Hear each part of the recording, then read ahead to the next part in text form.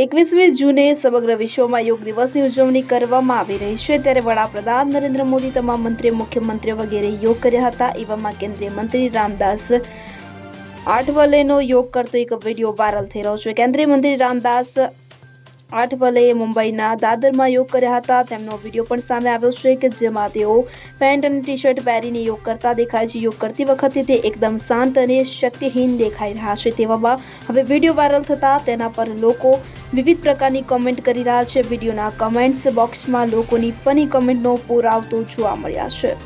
Bureau report CN24 news. હવે જુઓ દેશ દુનિયાની તમામ ખબરો તમારી આંગળીના ટેરવે।